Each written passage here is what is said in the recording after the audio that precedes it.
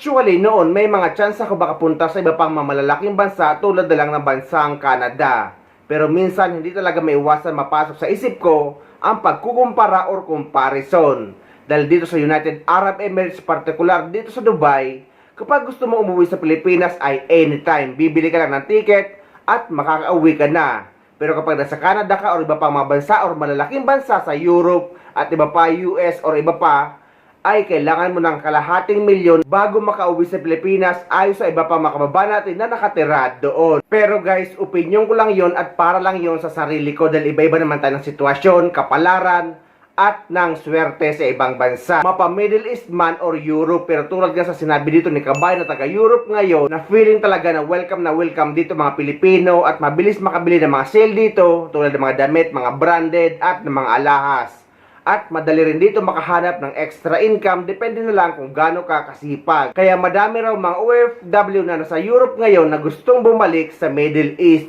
Bakit maraming OFW na nandito na sa Europe ang gustong bumalik ng Middle East? Nakakalungkot ba yon? Na gusto mong bumalik sa lugar na dati mong inaayawan, dati mong kinaiinisan,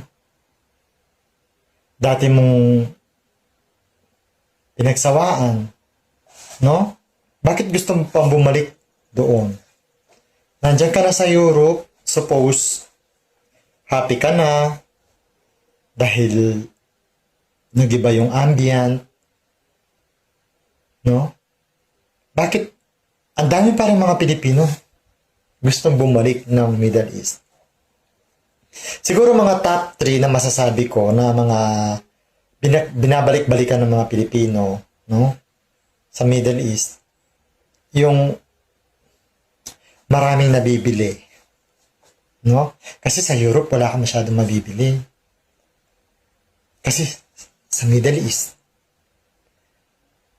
every sahod or every promotion, hindi pwedeng hindi ka bumili ng item kasi napakamura, no? Dagdag sa balikbayan box. Yun, isa na yun ang reason kung bakit gustong bumalik uli ng mga OFW dyan sa Middle East. Isa na yun ang dahilan, yung mga shopping.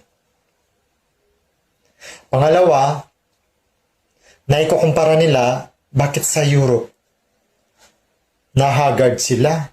Ganun, ang dami namang mga day off. Ang dami namang pahinga. 7 hours nga ang trabaho no? Pero haggard pa rin silang tingnan, no? Pero bakit sa Middle East, kahit puyat yan, fresh na fresh pa rin. No? Fresh na fresh pa rin. 3 oras lang ang tulog pero fresh tingnan. Pangatlo, yung sigurong pagtanggap ng mga tao sa kanila. Sa Middle East kasi, hinahangaan tayo doon. Tanggap na tanggap tayo doon. Kaibigan lahat tayo doon. Dito sa Europe, parang wala lang. Para tayong mga basang sisiw na hindi pinapansin. Kahit magsayo-sayo ka dyan, magpatawa ka dyan, magtumbling ka dyan, dead ma sila sa'yo. Sa Middle East, tanggap ka agad. No? Pag nakita nilang magaling kang kumanta, magaling kang sumayaw, magaling kang tumambling, popular ka, tanggap ka nila agad. At hinahangaan nila ang husay ng Pilipino. Yan ang pagkakaiba ng dalawang region. So, inuulit natin guys na case-to-case basis ito or situation-by-situation basis.